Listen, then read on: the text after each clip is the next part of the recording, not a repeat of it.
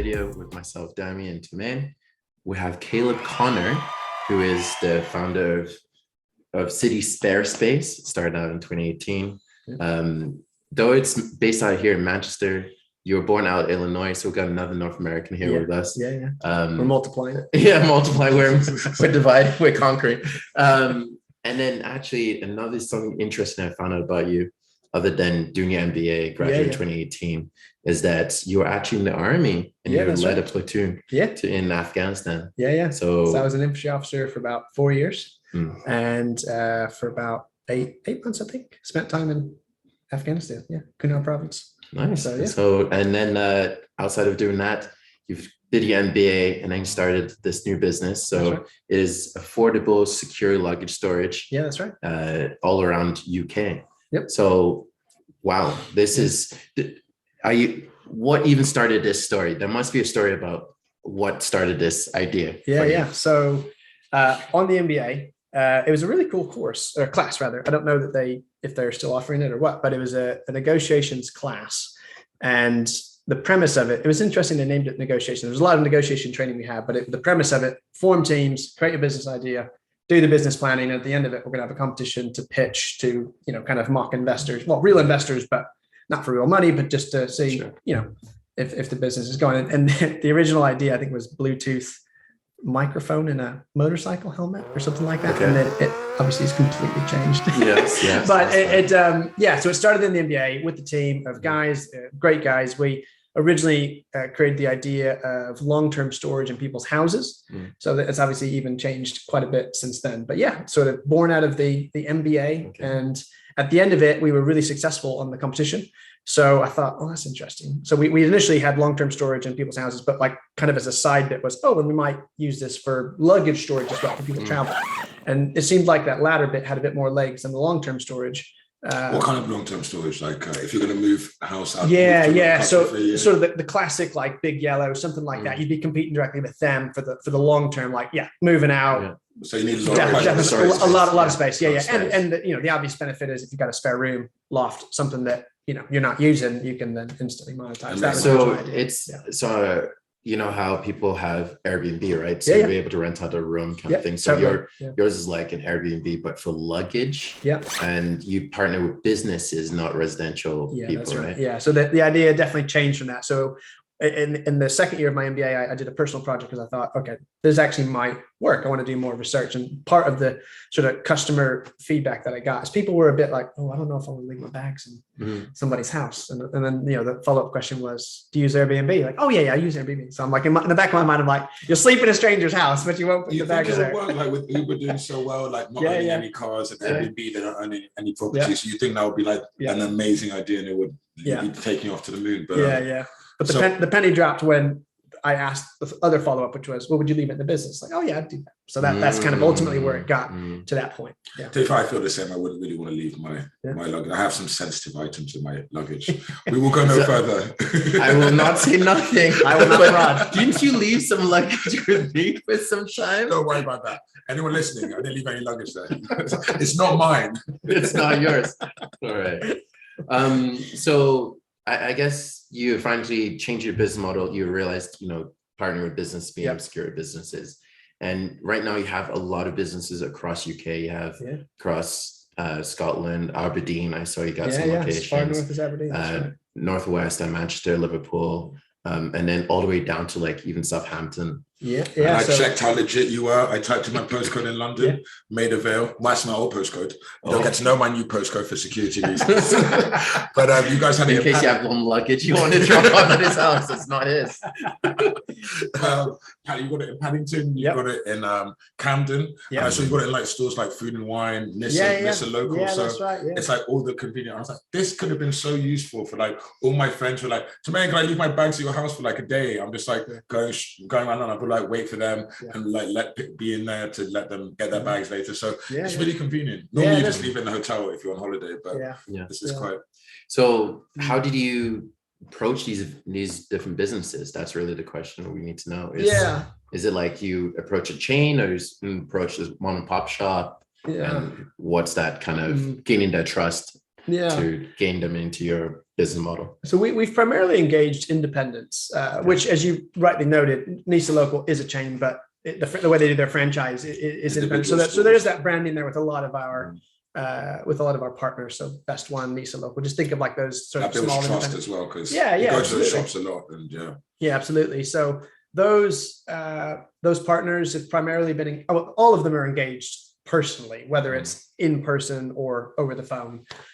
We have people that contact us through our website saying, hey, I've found out about you. I have a business I'd like to register, or we're out there actively recruiting them. And so it ultimately boils down to, mostly knocking on doors. Sometimes it's a virtual door with calling them on the phone, but that's what it is. It's not very sexy at all. It's just getting some comfortable shoes and an umbrella and walking around the city and talking to people to persuade them to register. So did you walk around all the cities that you're listed in? I think it's like, how many cities in England? I guess 8, 9? No, it's more than that. I think, well, it depends on how we define a city. If we just say towns or cities, it must be like 17 or 18, I think. Because there's got some comfortable walking shoes. There's a few of them I've not personally been to, but they're almost always on the recommendation of another business. So like, for instance, my one in Aberdeen is his brother, based in Edinburgh, that had recommended. And so it's the same business essentially, but it's just in Aberdeen.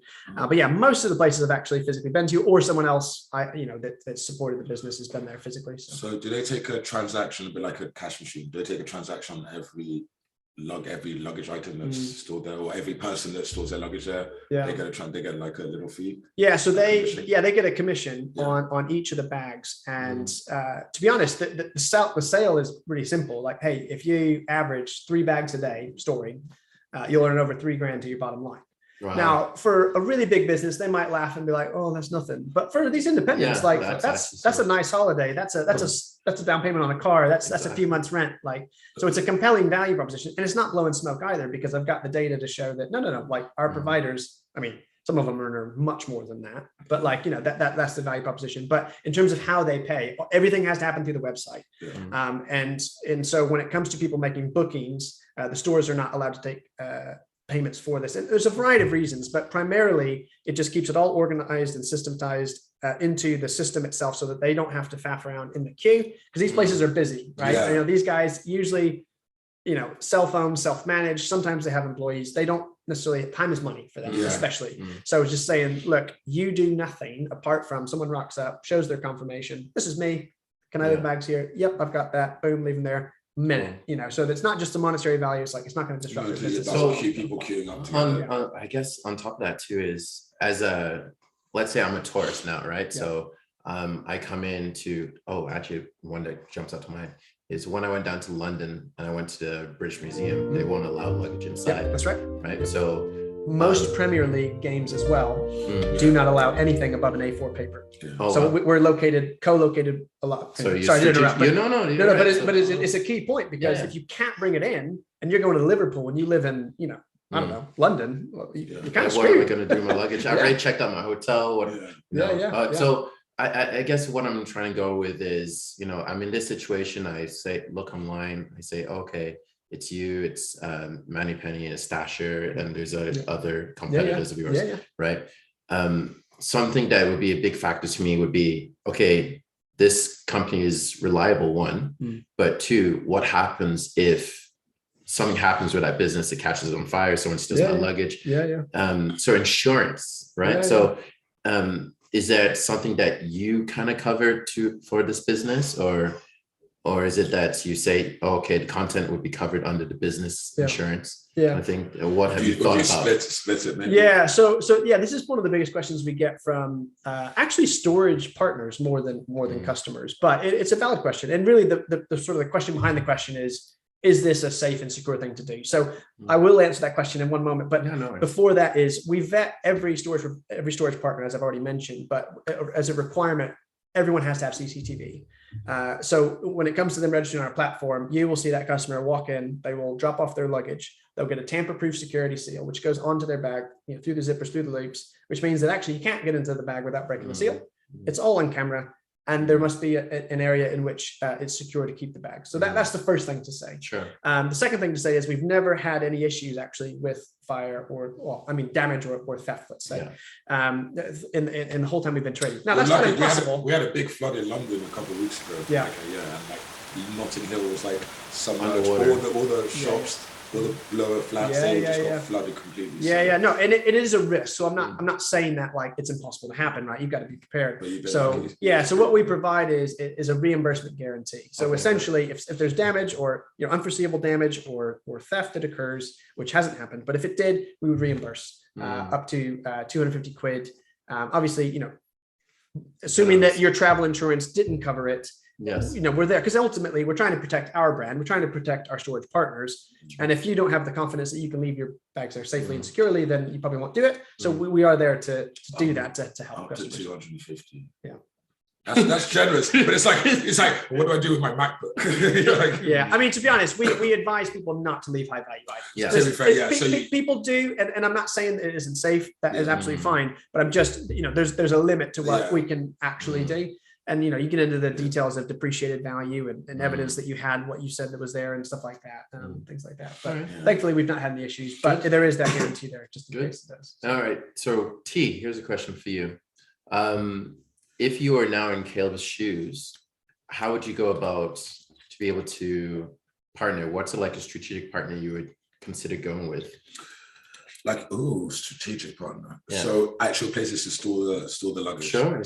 Or logistics. Location. Logistics. So like near football stadiums, near, I would say near hotels, but they kind of offer that service, but it depends on how expensive you are. But normally they offer it for free, but it depends on how long. I think that sometimes they charge. Depends on the area. But where do you need to go? Train stations. Train stations already have lockers. Most of them do, or at least airports. Well, so this is an interesting point. So the major cities in the UK, the ones you'd sort of expect: London, Birmingham, Manchester, Liverpool, Edinburgh, Glasgow. Maybe one or two others I'm missing, are the only ones that offer it in train station. Interesting, Newcastle does not. Brighton does not. Oxford, Cambridge, loads of places actually don't offer this service at all. So if you go there and you're not able to use the hotel or wherever it is, then you need to use a business like this. So it's obviously a great market opportunity to fulfill a need. So definitely football stadiums. So well, we're in Burnley as well. We get Burnley. So close by. Calix Drinks is based out of Burnley. Calix Drinks. Nice, healthy antioxidant beverage.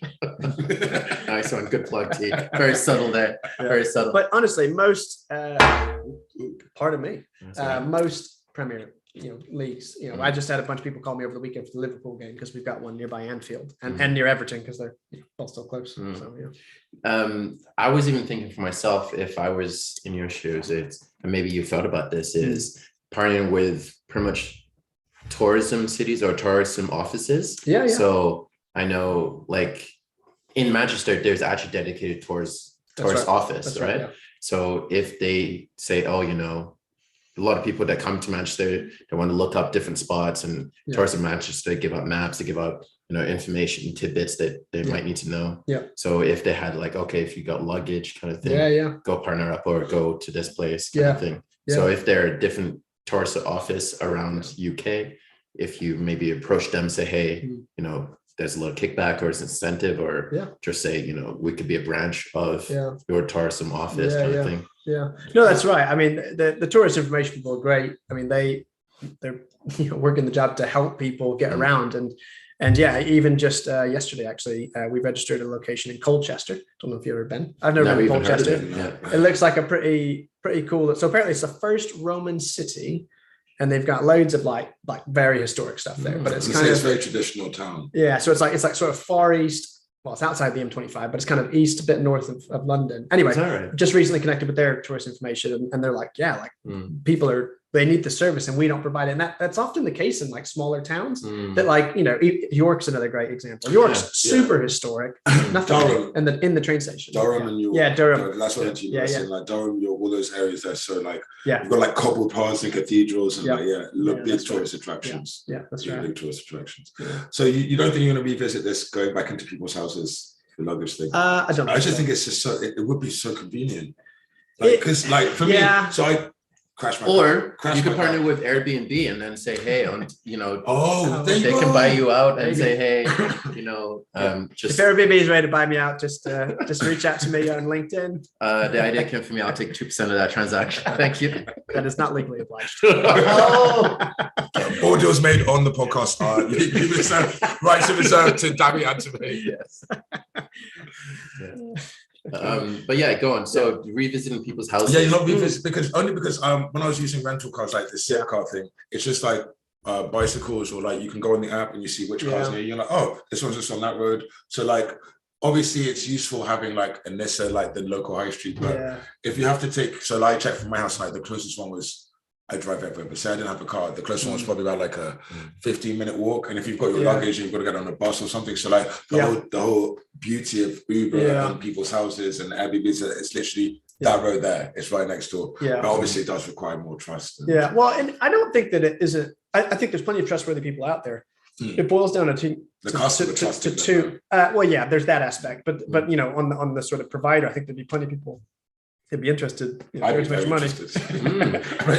Use my laundry room. It's cool. Chuck your suitcase in there. When do I get paid? Yeah, but the thing is, like, here's something to even consider it. And for luggage, it's a $16 billion industry, right? And there are different storage, not storage, the luggage industry, right? So with luggage comes in different shapes and sizes, right? So you have personal, you got work, you got sports luggage, right? I even think, like, what do you do with like really oblong suitcases, right? So like I've seen people go on golfing trips, right, and then carry golf bags, kind of thing. Or your cello, or music, or I think a big one is sports, right? So snowboards and things like that, right? Do you is there upscale charge for really large luggages that you have to take into consideration? So we do get queries about exactly what you're talking about. And, you know, primarily the value to the customer is we're not charging them extra for oversized like suitcases.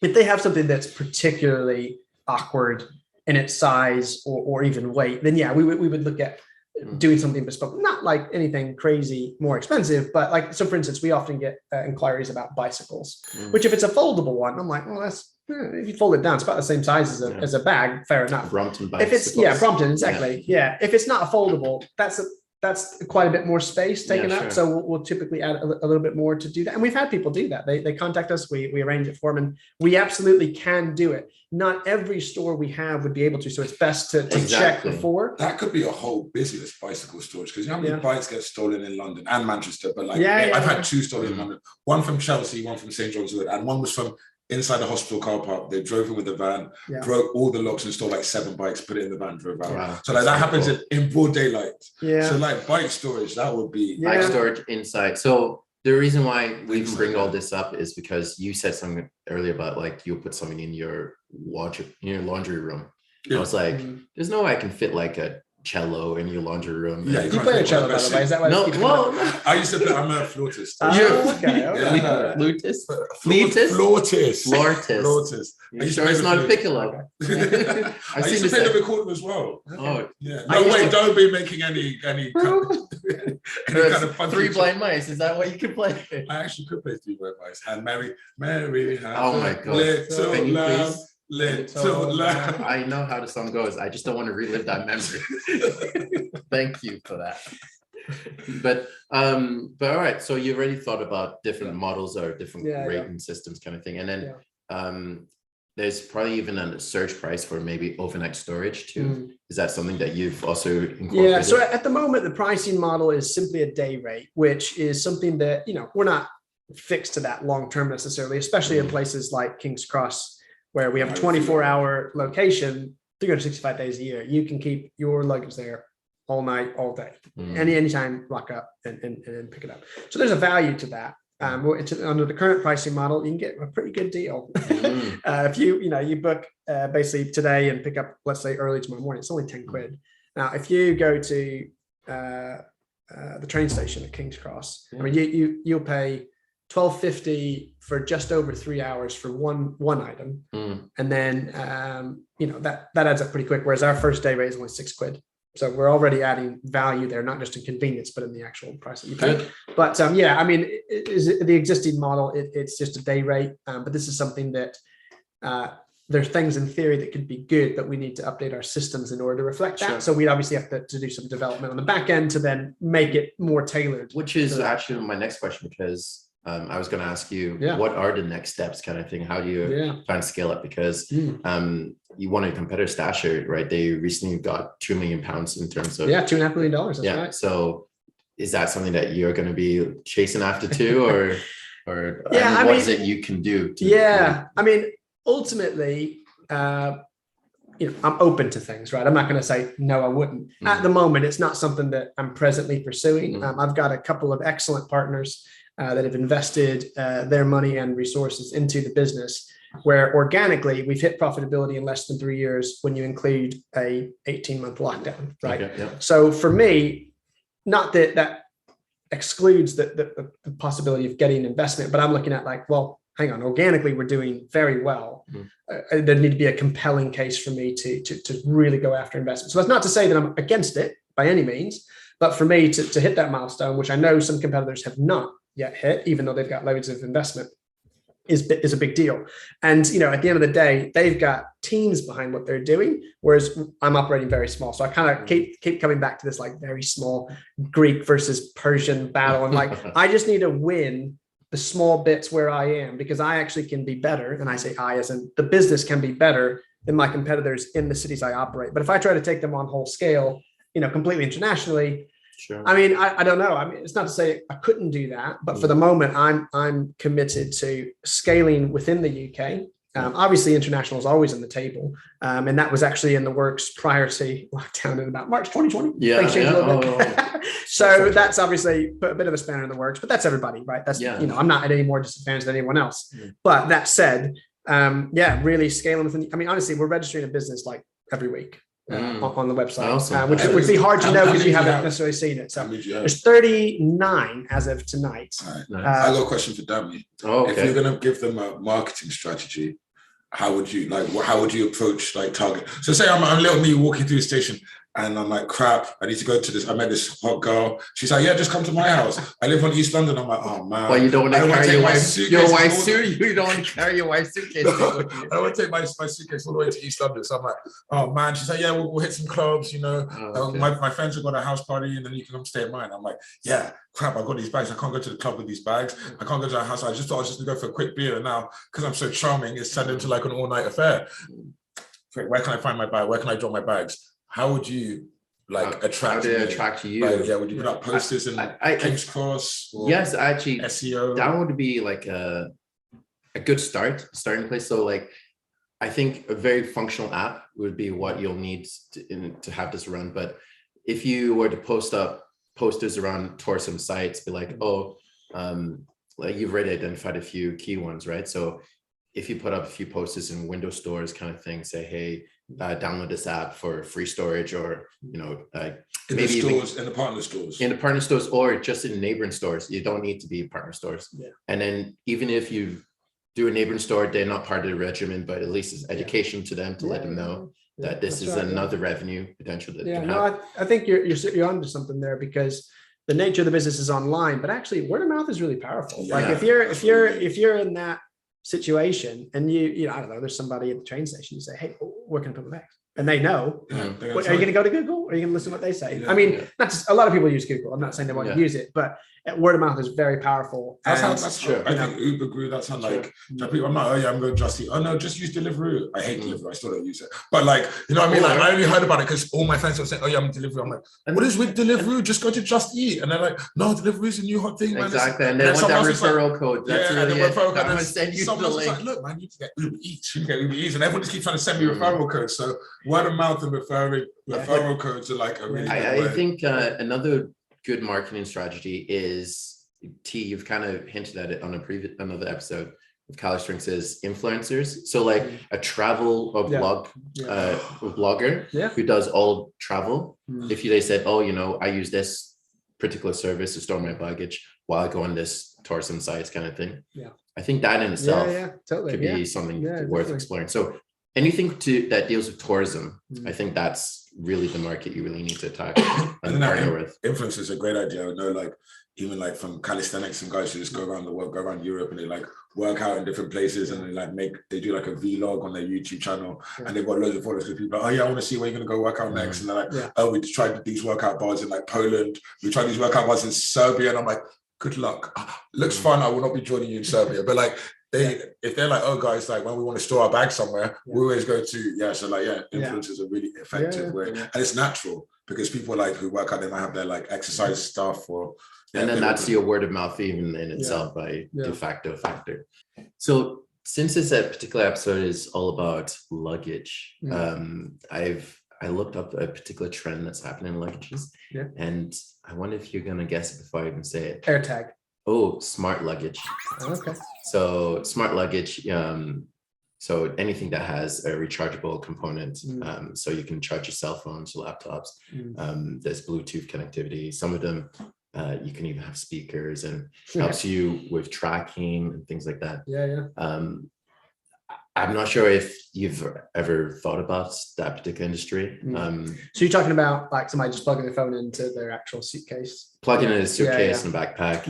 Have you seen the ones that you can ride around? You can like, exactly. I don't think me or you will be riding around on any of them unless we're trying to break the wheels on them real quick. But other people, children can ride around. Children, okay. Tammy's like, do I have to buy this now? Is there meant to be smoke coming out? Does it have titanium wheels or something like that? Is it reinforced? Yeah, you like walk and they just follow you around the airport. Like I saw that. So all of that technology exists, and then there's stuff with like RFID blockers. So like your cell phone, if you put your cell phone inside of it, someone can't capture your information, kind of thing, or your credit cards rather. And it's a growing industry in terms of it grows at 26.5% CAGR. And it's just under $2 million industry right now. Is there a way that you think you can either utilize that kind of technology or trend, or do you think it's just going to be a fad and people are going to go back to dragging their wheels right behind them? Yeah, I mean, I guess it just depends, like if you're traveling maybe on a short trip and you don't have anything that's particularly valuable to you, you're probably not as, but I mean, you'd be annoyed, right, if you lost your clothes, but would you spend, I don't know how much it would cost, probably extra 200 pounds. Yeah, 200 pounds to make sure that your underwear and your socks are okay. And maybe not. I just want to charge my cell phone. That's really. I want to say I am the Tony Stark of backpacks. For that. Exactly. Oh no. I need my backpack to do so much. So portable, charge it into my suitcase and get the wire coming out. But yeah, guys, I've got the. I got the latest. When he goes to Vegas, he's got nothing in his suitcase. He's rolling around like, guys, look at this. He's gonna literally get a little battery pack. You don't have to like her. No, but I get what you're saying. I saw the Apple the other day. I mean, I don't think it's new, but I saw that they have. I think it's AirTags, what they call it, but essentially just a tracking device where you can see on your phone where your bag is. In fact, I had a NBA colleague. I saw his Twitter status. Unfortunately, his bag had been stolen. He could see exactly where it was, but the police couldn't do anything about it, which is a bit confusing. They do that because this is in Paris, not a criticism of the British police. Another country. I can't remember where we were, but my friend lost her phone in a taxi, and then we could see where it was, and the police like we can't go there, but like we can see the phone and no, we're not allowed to go there. So obviously we went there, and there was like some pub, and there was like loads of guys, like I think it was in Turkey. It was very, very like intense. And they were like, "Come get the phone, please," and they're like, "Yeah, sure." They were like really friendly, like, "Here's the phone." But it was like very intense, but they're not allowed to for some reason. It's like really silly. I mean, it's typical. Like technology is always. Well, not always, but usually outpacing legislation. Because like with the scooters, even with like telemetry within vehicles, so that's now admissible evidence in court, whereas previously like black boxes and stuff weren't necessarily admissible evidence. So I worked for an insurtech company, part of the MBA program. Well, didn't work for them. We did a project and it led to some part-time work. But yeah, just vehicles, they can tell exactly how fast they were going, what lane they were in, all this stuff to see, oh, okay, there was a collision here, what actually happened, but the telemetry would tell them that's admissible evidence in court. So stuff like that. Yeah, if you just a crime or something, it wasn't because it was on your phone, it wasn't admissible as evidence before as well. That's so weird. Oh my God. Something else that kind of popped out to me is, do you guys even remember back in the day when we had Samsung exploding phones, and they wouldn't allow some Samsungs in airports? So which is actually something that now people are now considering with the smart luggage, is like there have to be removable batteries. When you said you can track your luggage, I'm like, are you sure they're going to let that on planes? They don't even let you turn your Wi-Fi on the your network on the plane. So how can you have like luggage in. I mean, it's just a little tag. I mean, I don't know. It's just a little mobile phone. You know? Yeah, but they don't know. I did go to Hong Kong, and they said literally all Samsung, like certain Samsungs were banned. Yeah. And then my Samsung, it wasn't banned, but they said you had to turn it off for the flight. It was between Thailand and Hong Kong. Right. I was like, that's so crazy. Like, you actually have to turn it off. So Samsung might actually do a smart luggage just like that on their way home and things like that. So I'm not even sure. Maybe here we go. So maybe you can even partner with them and say you're in smart tech and you can use our online platform to store your stuff. Yeah. And you can maybe get the luggage to drive itself to the location. It's going down the street. Exactly. You know, it's really funny. My daughter was pushing my baby daughter in the pram the other day, and from the front, it looked like the pram was just trying because she's so little. She's so small. That's about what I'm envisioning. Label laws don't apply to that, but okay. Well, Google, Apple are looking to make this autonomous car, but with no steering wheel. So like fully autonomous car. Like, and by 2025, and they said they're trying to push up even like sooner than 2025. Okay. And like I don't know if I'd get in the car with no steering wheel. That is that's rust. That's a lot. That's intense. But at least they'll have wind down windows in case something goes wrong. Is that your basic minimum? That's true. But Apple don't make cars, which is also but there's been a concept idea of what an Apple car can look like. It actually came out a few weeks ago. Yeah, so you can check that out. Like they have zero experience. You can post it on the YouTube channel if you want it. Oh yeah, YouTube channel Different Roots Radio. Make sure that you go on. Just pause this podcast right now. Open your browser and go on YouTube.com. Type in Different Roots Radio, episode 43. Does anyone need to say .com anymore? 44. Episode 44. Okay, just check the link below. Check the link below. Yeah, subtlety. Good job. Another subtle plug. Key to plug, man. I'm smooth with that. He's like, speaking of smooth, all right. I like a little smooth transition into the future, also known as the Metaverse. Dun, dun, dun. Does anyone know what the Metaverse is? The Metaverse. So this is the integration of augmented and mixed reality that allows you to see and perceive information in a different way. AR plus VR plus crypto. Why do you always say crypto? Because they have to build it on. I know. Instagram Crypto Pappy. That's my name. That's what they call me. I didn't make that's the name. What they call you. That's just what they call me in this crypto game. But I have it on Texas that says, "Damn you, please call me back." Can you text them and tell them to call me Crypto Pappy from now on? All right, go on. No, Dami's our expert with a little augmented reality. He likes all his little VR headsets. Yeah. Basically, Space VR. But that's a smooth plug. Yeah. So then you basically the Metaverse is like the whole world is going to be 3D. So you put on this little VR headset and you look around. Does everyone remember the good game Pokemon Go? Oh, I refuse, man. I refuse. I love Pokemon. I had it on Game Boy and all that. I collected the cards, but I didn't play Pokemon. After the first 100 Pokemon, I checked out. After I caught them all, I was like, I'm not playing this anymore. Yeah. But it's like that. So Pokemon Go, you walk around and on your phone, you can see, oh, look, there's a Pokemon over there. Oh, there's a Pokemon on Dami's knee. Let me catch it. But when you put on these goggles, it will be 3D. Everything will be, there'll be a Pokemon sitting on my shoulder. This microphone might turn into a Pokemon, like all objects, this bottle will turn, this Calyx drink bottle will turn into like a flower or something. And then when you take it off, it'll be the bottle when you put on. So that's just all this about. This is interesting, dude, because if you guys remember, I'm not sure if you guys were aware, but when Pokemon Go was a thing, there was actually an uptick in people getting into accidents because they would look down in their phones and then walk into the street and get hit by cars. So with this, like, go to dangerous neighborhoods because probably electric cars that don't have any noise. Exactly, with no driver and no steering wheels. Get hit by the first prototype Apple car. An e-car too. I hit you so quietly you won't even see it coming. Oh, that's so true. But I guess what I'm trying to say is with this like heads-up goggles, it's augmented reality. At least as you kind of move around, hopefully you'll be able to see your surroundings. Yeah, and then that way you're aware of oncoming traffic or. But I think that's a helpful clarification because So the augmented versus virtual is meant to be like you're completely enclosed, you only see the screen, whereas augmented is you are in an actual physical space, but there's stuff overlaid on exactly. So then I guess mixed reality is what I should say, because you see what's in the real world, and then you get new images. Yeah, exactly. But it's like that quickly, so it's going to have the best technology to make it instantaneous. So when I look at Dammy, he looks like a cartoon. He doesn't look like Dammy. So everything. Very good-looking cartoon that resembles Idris Elba. Just saying. Or John Boyega, if you want to play me in a movie, that's all right too. Will Smith, I won't mind. There's the next James Bond. Oh yeah. Totally. I put my money in it. There was a April Fool's joke. Well, his voice. I think he's going to be James Bond on audiobooks. At least that's the deal that he posts out in there. He's very good. But there's a joke. Let me not even say it too fully. What's his name now? The guy that hosted Saturday Night Live from South Africa. What's his name?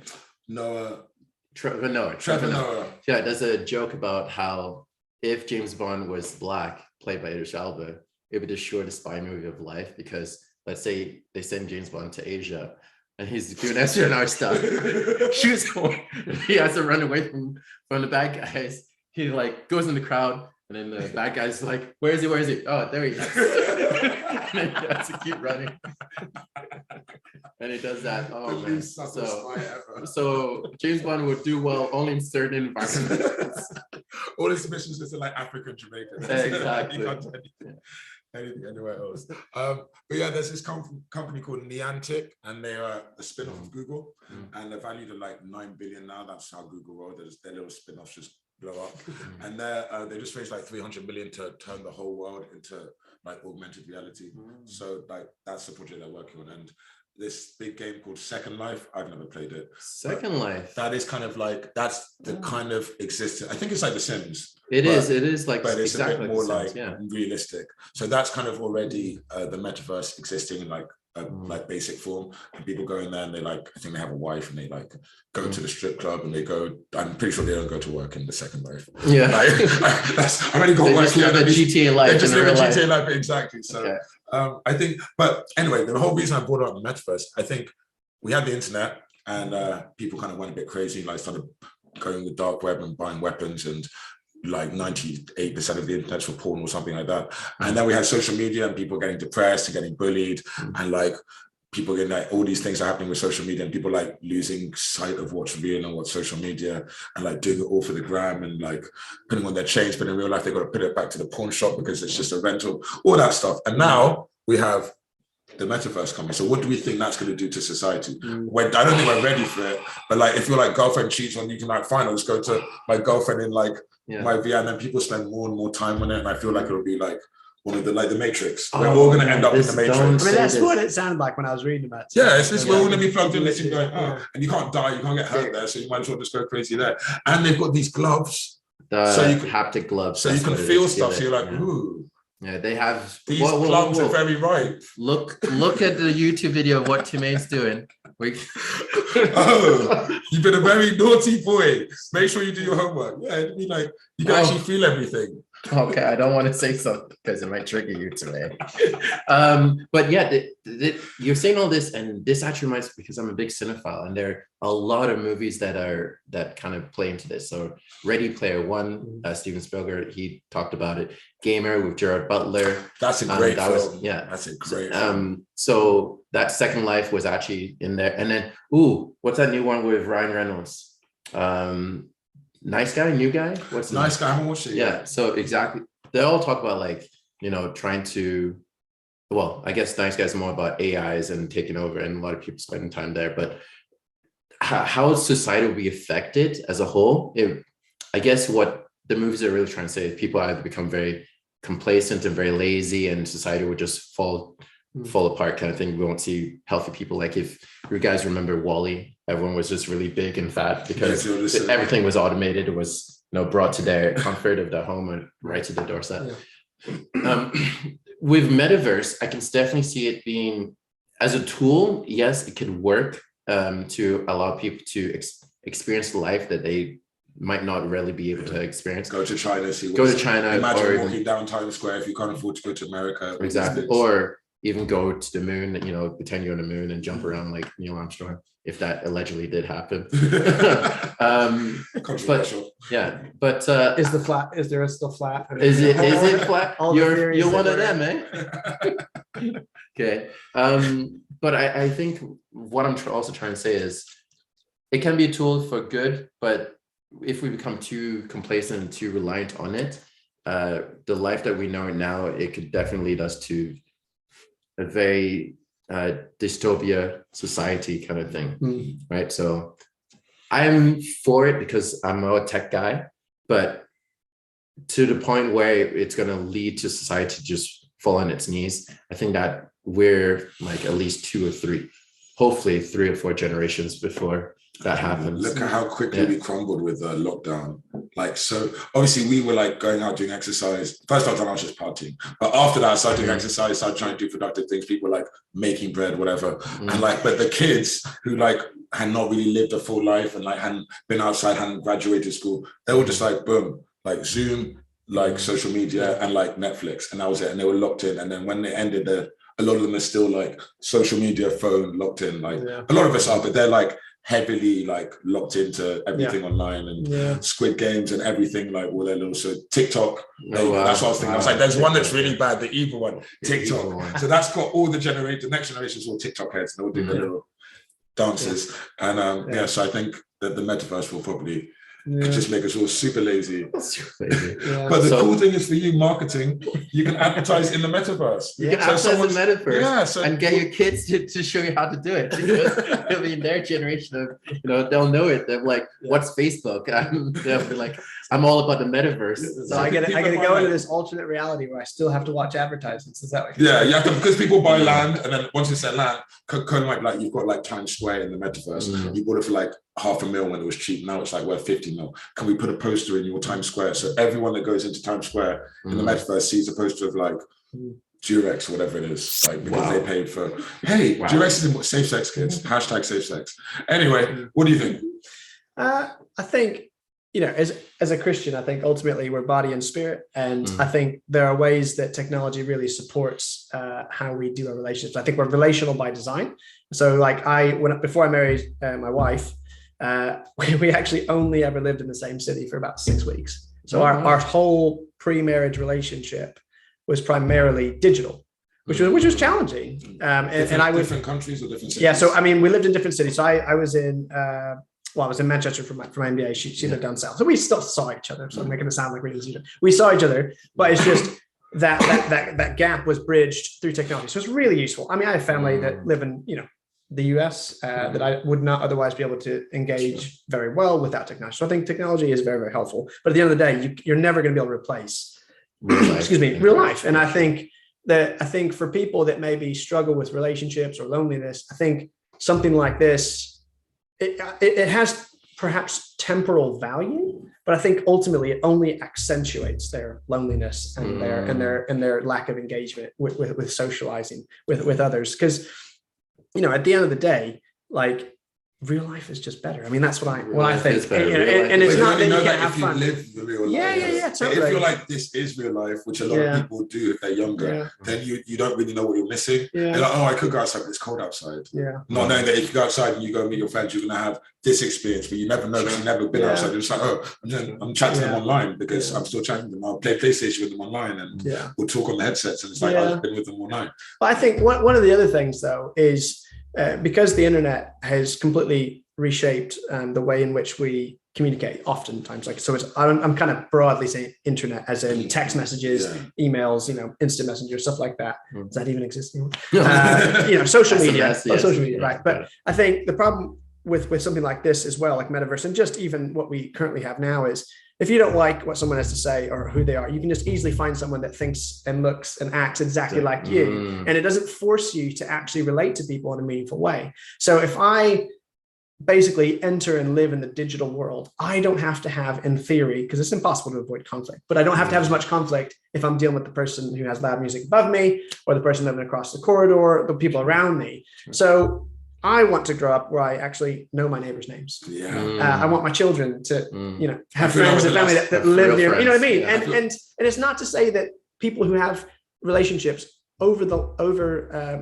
online, let's say, those can't be meaningful, but ultimately if that is only where our relationships are, then that's a problem. Yeah. Whereas if it's a supplement, if it's a help to enable deeper, more meaningful relationships, great, I'm all for it. But I just think that it probably amplifies what we're experiencing already that is problematic. Yeah, I feel like humans can't be trusted with my great power comes great responsibility. Wow. That's right. And we're just all like power. As Peter Parker's uncle once. Yeah, Ben. Not the guy that makes rice. All right. Thanks a lot, Caleb. Really appreciate you coming in and giving us some insights. How is it that some of our listeners are able to connect with you, your business, with your socials and so I mean, I think we're on most social media platforms. I don't do loads on it, but I'm sure you can find us on there. But best way to get in touch is to go to our website, citysparespace.com. If you're a business that wants to register, or someone that would benefit from a few thousand extra pounds a year, just go through there to find us out. If you need luggage storage, we're as north as Aberdeen, as south as Bournemouth, and many, many cities and towns in between. So it's a really useful service. Go to the website, citysparespace.com. That's the best way. Cool. All right. Thanks a lot, guys. Tune in another 2 weeks for another episode. See you next time. Laters. Don't forget to hit the like button to subscribe to Different Roots Radio on YouTube, Twitter, and all audio listening channels. Our talks air every other Monday. One love.